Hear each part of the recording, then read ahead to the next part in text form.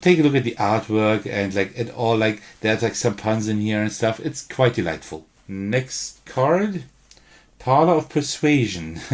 When you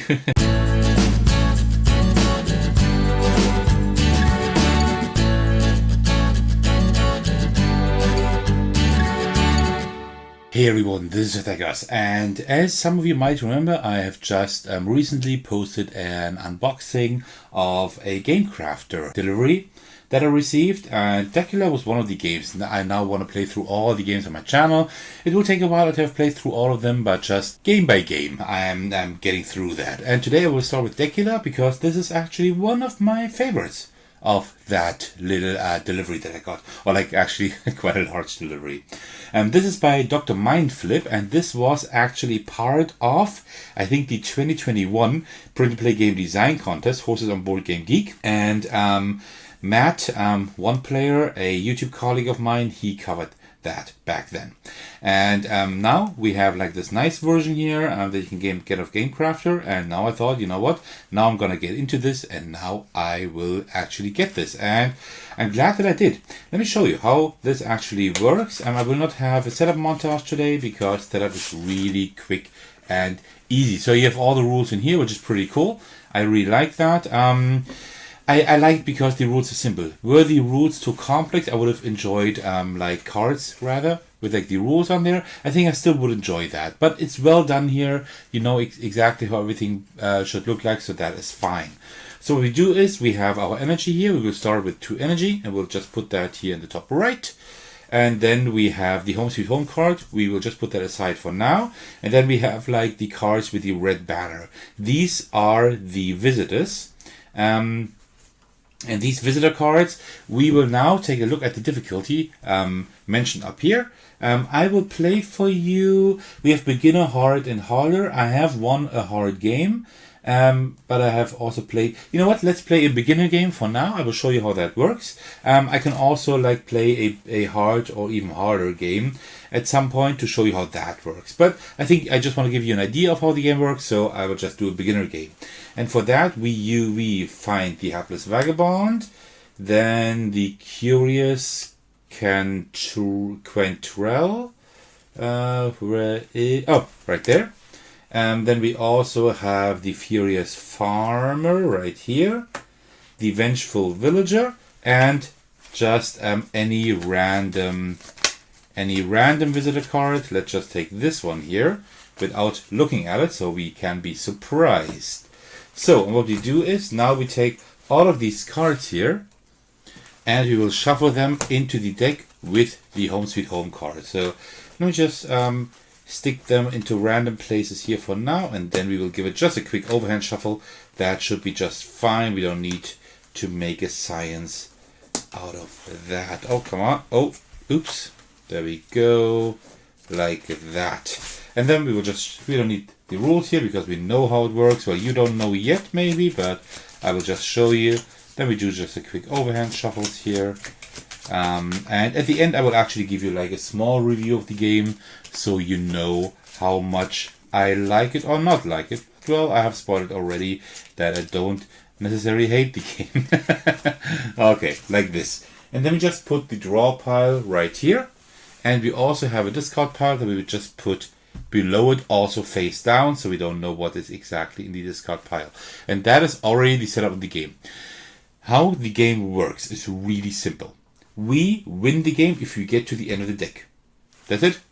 If we lose the game whenever we fulfill any lose condition, usually that is via the Home Sweet Home card, because that card tells us that if we have like at least 3 visitors in our area up here, in our threat area, then we lose the game, right?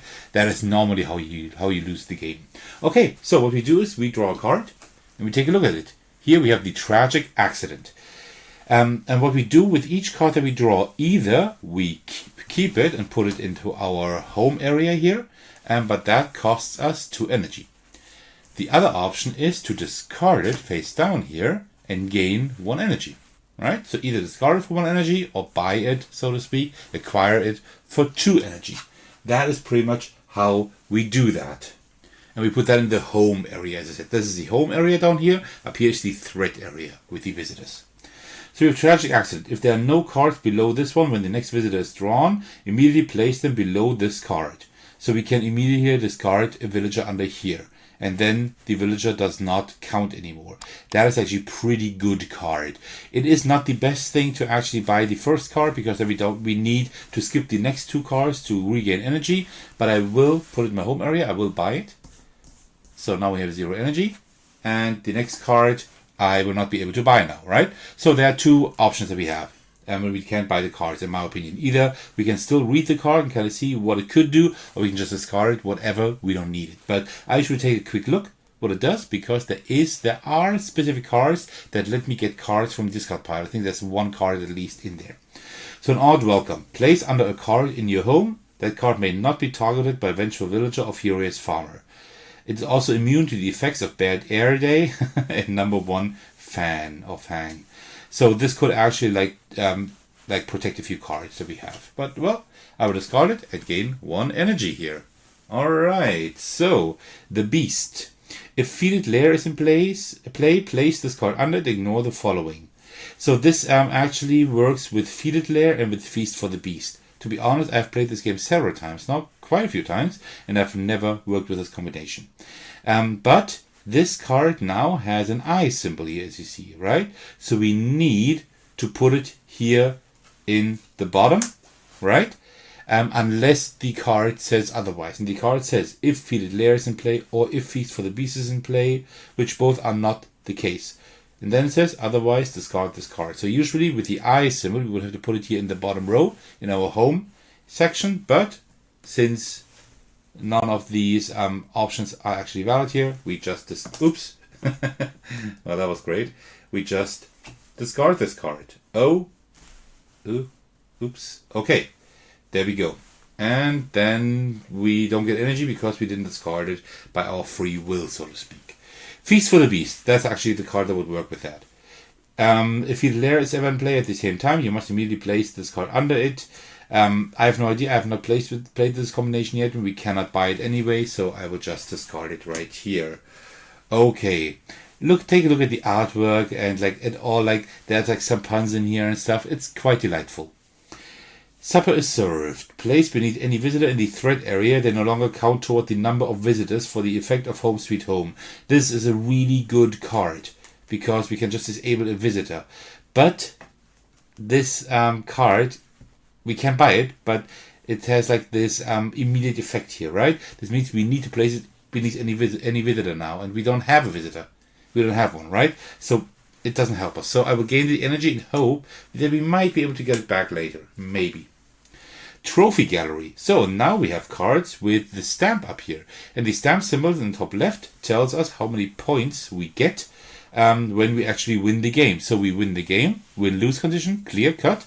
But if we win, we can also see how well we did, right? Trophy Gallery. Worth 1 VP for each of the following in your home. An Odd Welcome, Roaring Fire, and Spick and Span. An Odd Welcome we have already discarded. So this one won't give us any points. Roaring Fire, Spick and Span, they could give us points. So we could actually now buy this and hope that we can put the other cards in to our home area at some point. You know what? Let's do that. Let's get a few points later on, hopefully. So, Scritch Scratch. Here we have another symbol. This one says that at the beginning of the turn, before we draw a card, we can discard this card and do whatever it says here. Retrieve a card of your choice from the discard pile and put it into play for free. That is the card you would have needed for getting the other card. But, well, I got the Trophy Gallery now. I only have 1 energy, so we need to discard this as well and get 1 energy back. This will be a tough game because I already discarded some good cards. A Ghastly Display. We can shuffle more visitors into our deck. When we kill a visitor, we may place them under this card. This card is worth 1 VP plus 1 VP per visitor underneath. So we can actually make the game harder by putting more visitors in here, right? That could accelerate our lose condition. But we can also gain points with that. So it's a double-edged sword. We will discard that. I will not go do that risk now. Sweeping Vista. Worth 1 VP for each of the following in your home. Indulgent Memoir and a Fine Vintage. I don't know if you will actually get those, so I will just flip this card, go to 4 energy and discard it. So now we can actually buy 2 cards in a row even. Lavish Ballroom. Worth 3 VP if opulent foyer is also in your room, in your home. This could like give us a lot of points. Will I get this? You know what? Let me get this. That could be a lot of points. So far, no visitors. Wow. This will be a tough game because if they all come out one after another, we can actually lose quite easily. Fine Vintage. Supper of served. Now it affects 2 visitors. If there is already a visitor on it, then we can place another one on there. But supper served, we had to discard, right? So buying this one wouldn't help us at all. Enbean City. Sid, I'm not quite sure how you pronounce that. With that, we can just kill a visitor. And that is pretty good. And also all the other visitors we can just put back into the draw pile. So I think I will get this because then we can just kill a visitor later on. That could be quite helpful. Imposing Portrait. We can, like the first visitor we draw after this card, will actually try to steal this portrait, and then it will go back if we kill that visitor. And this will give us 1 point, but we don't have enough energy. Also, I don't really want it, so I will just get back some energy here. The Hapless Vagabond. You see, this is a visitor, and you see this eye symbol is now at the top, not the bottom like the other card. So we need to put it in the top row in our threat area. That is the first visitor. We will not lose with 3 visitors, but we will lose as soon as we have the Home Sweet Home card and a visitor, right? So that is something to be wary of. Oh, there's the next visitor. The Gullible Occultist. I have actually not worked with this one. While Gullible Occultist is in the threat area, cards cost 3 energy. Oh no. So now, next turn, right? At the start of my turn, I can now discard a card. If it has that symbol, I will do that. I will actually discard a Bean Sid, or however you call that. With that one, I can kill a visitor. So I will kill that one because 3 threat, that is too much. 3 energy, I mean, is too much. And we can shuffle that one back into the deck. Let me just put them in the middle and then shuffle the deck. So we're through 1/3 of the deck approximately. So we're doing okay still, but we don't have any cards to get rid of visitors. So there are 5 visitors in here. We have killed 1. We need to get rid of 2 more visitors. No, of 3 more visitors to win the game. Somehow. Or disable them, whatever. Data Library. If there are no visitors in play at the end of the game, this card is worth 2 victory points. Otherwise, lose 1 victory point with visitor in play. Also a card that is quite risky, right? So I will not play with this one now. Let me just put it like this. I need the energy. The next visitor, we need to put it at the top. Discard a card with a red VP symbol on it from your home. If there are none, discard any other card from your home. Cards stored below are also discarded. Oh, but I forgot something actually. Because that Gullible Occultist, we should have put him under the tragic accident thing, right? Instead of killing him, but it would be pretty much the same. Otherwise, I could have killed this one. So let's just say I put the Gullible. I can't really reverse it. You know. You know what? I will do because I forgot. I will do the effect, but then I will discard him under the tragic accident. So I will actually get rid of the trophy gallery because we don't know if I can get any points for that, and then we will put that one under the tragic accident one here. Okay, so I need to get rid of 2 more villages and then we are fine. Okay. Spick and Span. This is pretty cool actually, because this lets us take a card from beneath tragic accident and discard it. That is pretty cool. So we can actually discard 1 more visitor, right? So you know what? I will actually buy this.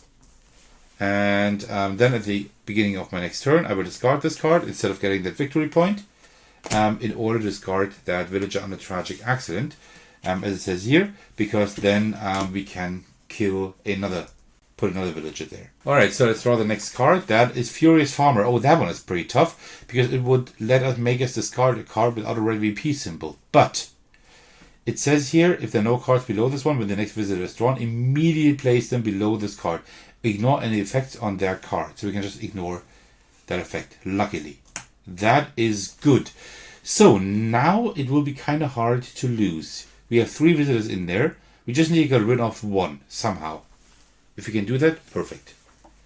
The next visitor, the Hapless Vagabond. We will put him in the top row, in the threat area, but nothing happens. No effect, which is good. Uncanny Formality. Shuffle any extra unseen visitor into the deck. So we have all the visitors that we did not choose, right? So I could shuffle 1 into the deck, but we don't want that, and also we can't afford it anyway, right? So, okay. Home sweet home. There it is. Let me just put it here at the top, left.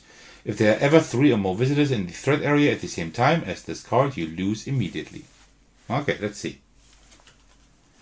The Voices. This one lets us kill a visitor if we discard it. So I will definitely buy that with the energy I have left and put it here. Now it's the beginning of the next turn. I will now use this, discard it immediately to kill this visitor here. And now we should already have 1, because there's 1 visitor, we have discarded 1, and there are 2 that I killed, right? So we only have 1 visitor left even, yeah.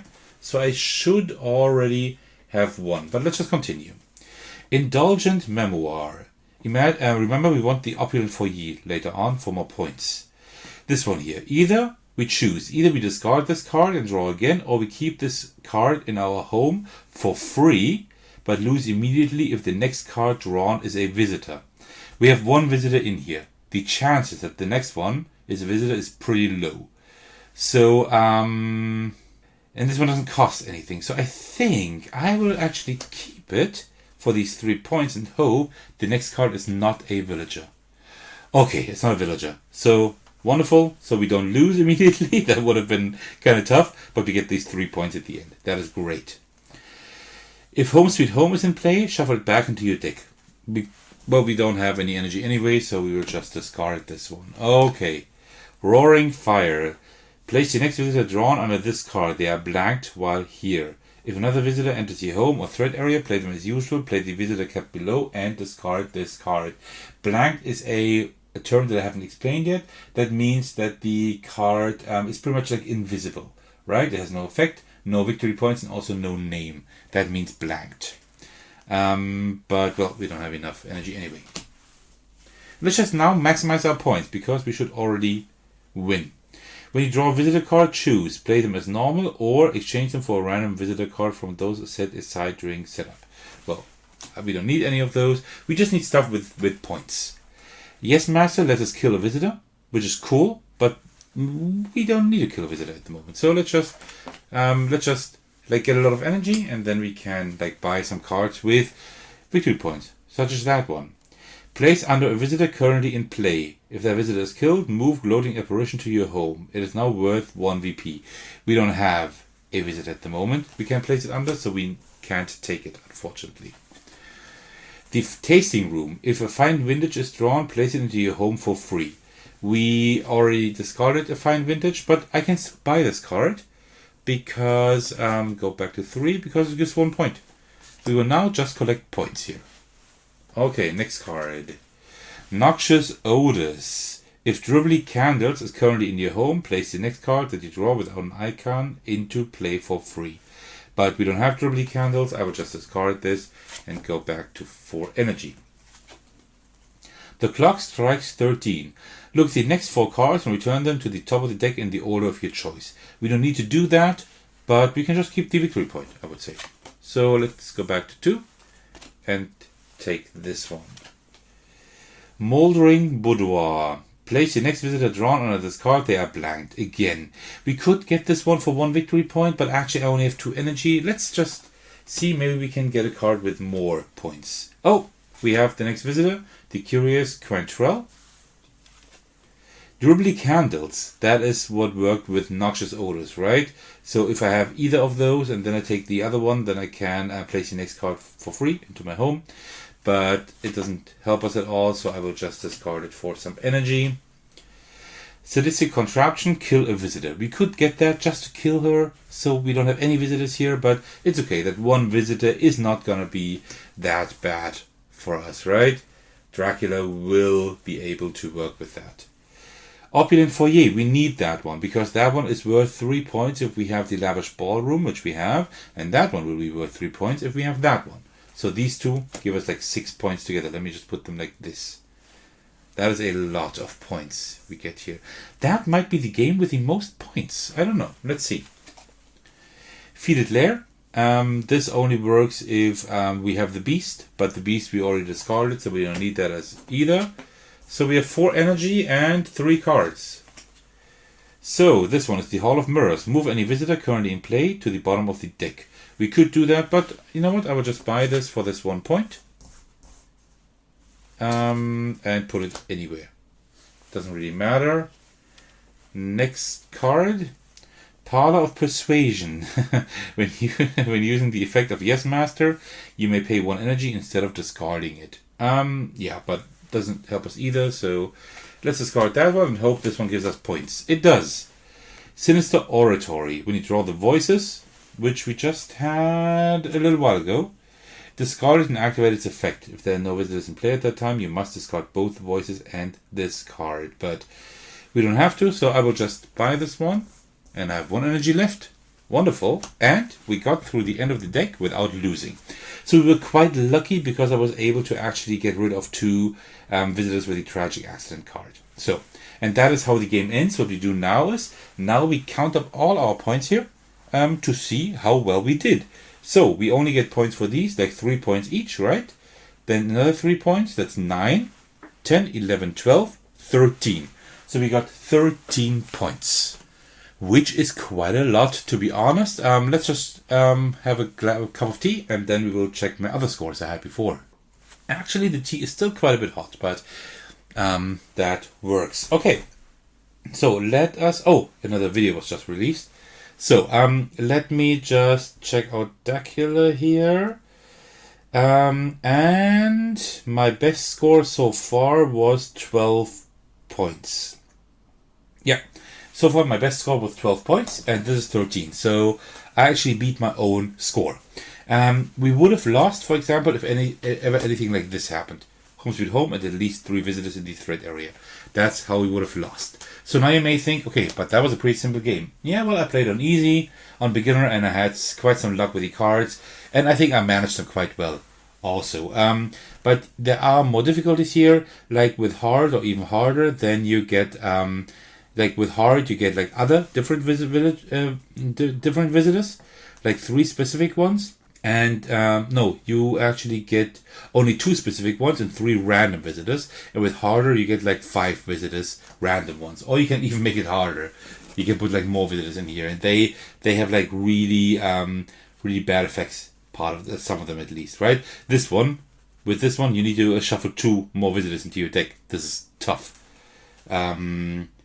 Or here you have to discard specific cards if you have them. Here you lose energy, and every time a new visitor comes, you lose 1 more energy. Things like that. So this one counts as 2 visitors. If you have Home Sweet Home and 1 visitor, and you draw that one, then you immediately lose. So you can lose quite easily in this game. So if I play myself, I usually play on hard now, because on beginner, I think I have the game down pretty much. You saw like that at the beginning, like some of my most favorite cards I had to discard because I didn't have the energy, right? But I still won. So yeah. So So let me just tell you what I think about the game. This is a game with a delightfully weird art style, and I love it, especially the colors, or like the missing colors, so to speak, right? I really love this art style. Also, the theme as well as the artwork are chosen really well. It does convey you trying to get rid of unwanted guests in very special ways, right? I mean, you're at home, you're Dracula at home, and you're just trying to have your peace, and these visitors come pouring in, and it's really fun that you try to dispose of them somehow, like thematically, in order to just be left in peace. Really cool. This game is so easy in regard to rules, but still there are a lot of interesting choices to make. Each game plays a little bit differently, depending on the visitors present in the game. And also on the way the cards come out, as you saw in my playthrough here, right? One thing I absolutely love is the downtime. Whenever you, let me just put the deck here again. Whenever you draw a card but have no energy or not enough energy, you can do nothing but discard the card to regain a point of energy. This means that you won't have to think about what to do for just a second. I mean, of course, you can take a look at the card, right? And kind of know, okay, I will not be able to get that card anymore, or maybe I can get it on later on. But you have to make any decisions. You have that downtime of a second or two. That helps making the game way more relaxing. And that is a great design choice. I really like this. One thing this game could really use is an expansion. While I'm still having fun exploring different combinations, the long-term replayability is a bit limited, I would say. I think I will have this in my collection for a very long time, but I really wouldn't mind an expansion. Maybe even a standalone expansion. You just switch games when you want to see something new, or you can still mix them up. I don't know. That'd be cool. All in all, this is a game with a really unique art style and a really unique gameplay loop. It's so simple, but still offers really interesting choices. This is currently one of my most favorite small box solo games. I just hope it'll receive a standalone expansion so the long-term replayability will become a little bit better. If you like small solo games that are different than the others, I definitely suggest you check out Deckula. And that was my playthrough of Deckula. I really hope you enjoyed the playthrough.